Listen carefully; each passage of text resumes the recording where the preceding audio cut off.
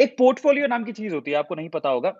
Portfolio का मतलब ये होता है कि आपके डीमैट अकाउंट में आपने कितनी कंपनियों के शेयर खरीद रखे हैं, उस बंच को बेसिकली पोर्टफोलियो बोला जाता है।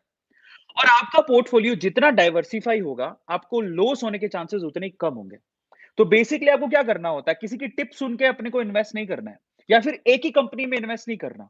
हमें अपने पोर्टफोलियो को जिसमें मैं इन्वेस्ट कर रहा हूं, मुझे डाइवर्सिफाई करना है। मुझे एक ही कंपनी में पैसा नहीं लगाना या एक ही सेक्टर में पैसा नहीं लगाना। समस्या क्या होती है?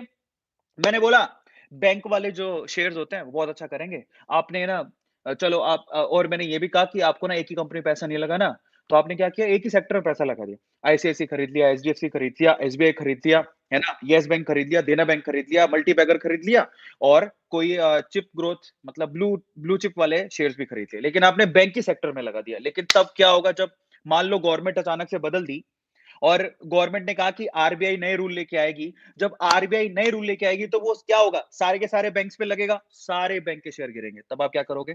इसका मतलब क्या हुआ? ऐसा नहीं कि सिर्फ एक ही कंपनी में पैसा लगाना रिस्की है, वो कभी नहीं करना। एक ही सेक्टर में भी पैसा लगाना रिस्की है। आपको ऐसा कभी नहीं करना कि आपने सारा का सारा बैंकिंग सेक्टर में पैसा चिपका दिया।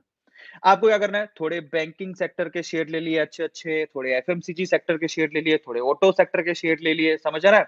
कोई पीएसयू सेक्टर के शेयर ले लिए, इंश्योरेंस सेक्टर के शेयर ले लिए, ठीक है? म्यूचुअल फंड वाले सेक्टर के शेयर ले लिए। आप उसको डाइवर्सिफाई करो, अपने सेक्टर वाइज़ भी डाइवर्सिफाई करो कि मेरे पास सारे के सारे सेक्टर हो और अपनी एक ही कंपनी में पैसा भी कभी नहीं लगाना चाहिए।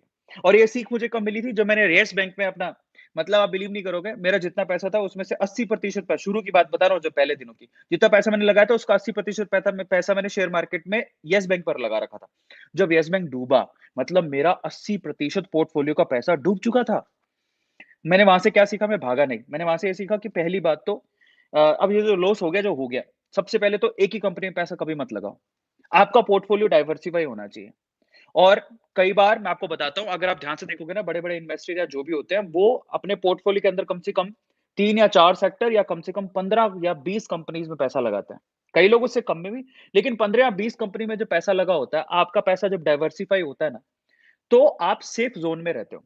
आप ये कभी मत सोचो कि मुझे 40, 50 या 100% रिटर्न चाहिए।